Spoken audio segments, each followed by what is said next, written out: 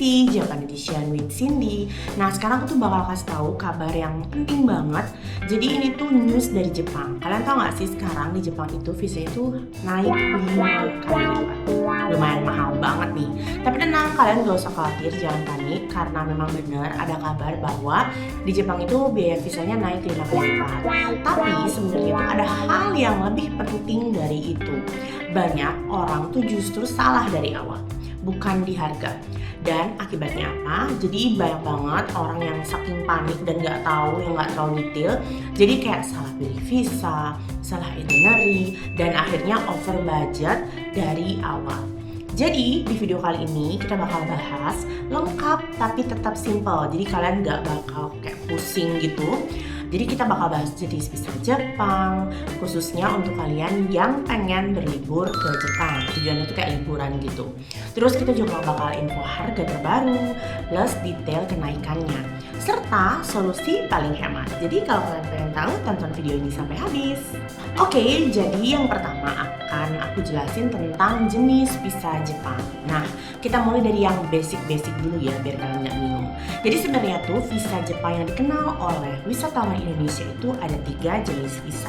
Yang pertama adalah visa single entry, visa multiple entry, dan yang terakhir adalah visa waiver. Jadi ini khusus pemegang e-paspor. Nah, visa, tapi sebenarnya ada lagi visa khusus, tapi kita fokusnya ke visa wisata aja ya, biar gak bingung. Jadi pertama aku bakal jelasin itu visa single entry. Nah ini nih visa yang paling banget sering bikin orang bingung. Nah seperti namanya, visa single entry itu cuman bisa kita pakai untuk masuk ke Jepang hanya 1 kali, single entry ya. Jadi biasanya untuk wisata atau kayak kunjungan bisnis, tapi kayak kunjungan bisnisnya itu yang bisnisnya itu kayak biasa, yang gak terlalu yang bukan event atau apapun itu. Karena ada catatan penting untuk visa ini biar kalian gak salah pilih. Kegiatannya itu kalian di sana tuh nggak boleh yang menghasilkan uang. Jadi kayak misalnya kalau meeting pun kayak meeting biasa aja, nggak usah yang sampai kalian menghadiri event, kalian jadi artisnya atau apapun itu tuh nggak boleh menghasilkan uang. Terus berlaku di 3 bulan sejak diterbitkan. Jadi kalian harus masuk ke Jepang sebelum 3 bulan itu habis. Terus durasi tinggalnya itu bervariasi, jadi kayak ada 15 hari, 30 hari, serta 90 hari, tergantung kebijakannya. Nah, konsulat dari Jepang itu sendiri. Nah, ini tuh bisa diajukan lewat paspor biasa maupun e-paspor. Kapan kalian butuh visa ini? Nah, ini tuh pasti banyak pertanyaan buat dari kalian nih. Kapan sih aku bisa pakai visa ini? Jadi, kalau kalian masih paspor biasa non elektronik, nah itu bisa banget. Kalau kalian rencana stay di Jepang lebih dari 15 hari. Nah, kenapa? Nanti aku bakal bahas di akhir. Jadi, untuk apply-nya itu gampang banget. Jadi kalian tinggal datang ke VFS sesuai domisili wilayah kalian. Jadi sesuai dengan domisili wilayah kalian, langsung kalian datangin aja VFS-nya. Terus membawa dokumen yang tertera di website. Jadi kalian bisa searching dulu di website apa aja dokumen yang perlu di website resmi mereka. Semua tuh lengkap banget. Jadi kalian nggak usah takut bingung. Terus juga mulai dari format itinerary sampai garansi letter. Jadi memang untuk single entry ini lumayan banyak dokumen yang harus kalian siapin. Jadi lebih di prepare dulu sebelumnya. Dan ini dia bagian yang bikin kalian shock atau bikin dompet kalian bergetar. Jadi per 1 Juli 2026, biaya visa single entry yang tadinya cuma 3.000 yen atau sekitar 300 ribuan itu naik 5 kali lipat seperti aku bilang. Jadi bayangin kalau kalian pergi sekeluarga berlima yang tadinya budget segitu bisa buat visa semua orang. Nah ini tuh jadi malah cuma 4 orang. Jadi naiknya tuh sampai 1.515.000 yen. Lumayan banget, itu sangat amat bikin kantong jebol ya. Jadi ini adalah kenaikan pertama dari 48 tahun loh. Gimana, shock banget kan? Oke, untuk topik kedua itu ada multiple entry buat yang suka bolak-balik. Nah, visa ini tuh pas banget buat traveler atau pembisnis yang sering banget ke Jepang. Nah, masa berlakunya itu biasanya di 1, 3, dan 5 tahun. Durasinya itu 15, 30 hari, dan 90 hari sorry ya. Jadi ada 15 hari, 30 hari, atau 90 hari tergantung keputusan konsulatnya.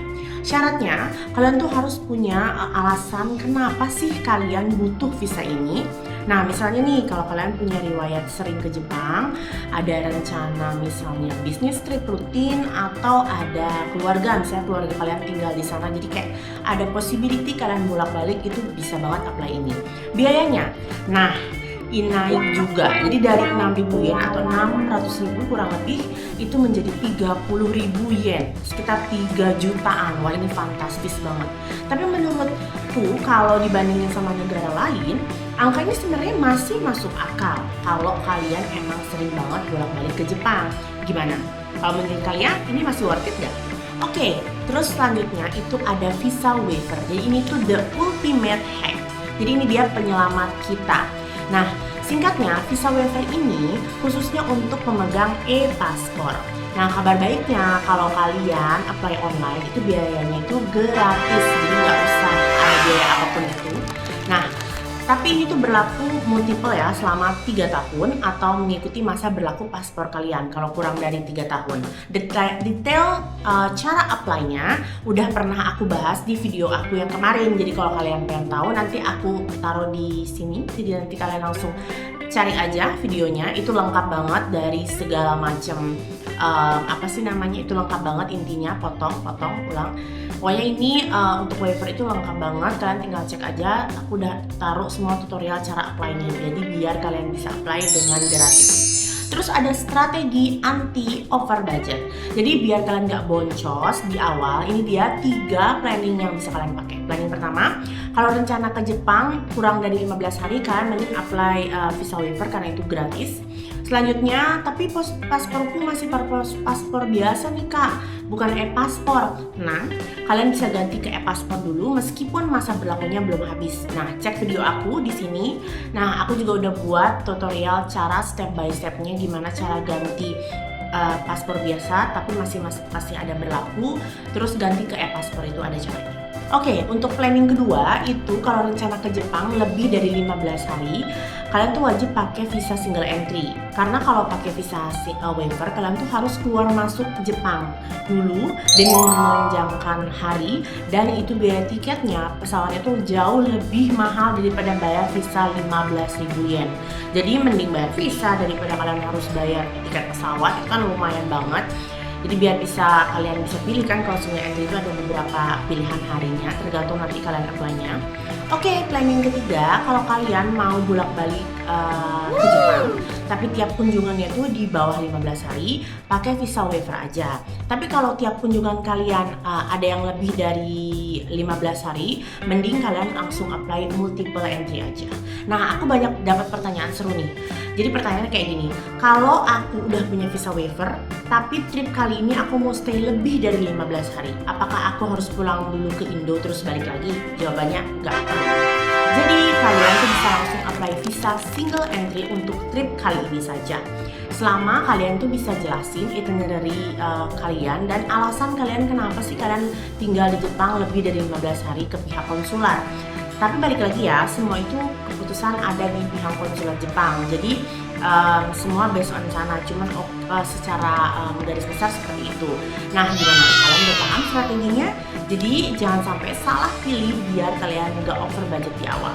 Kalau kalian punya pertanyaan-pertanyaan yang lain tentang visa waiver atau tentang visa-visa yang Jepang lainnya, atau kalian pengen aku bikin video tentang hal-hal lain, langsung aja tulis di kolom komentar. Jangan lupa like, comment, and subscribe, dan jangan lupa klik tombol lonceng untuk dapat informasi update dari aku. Bye-bye!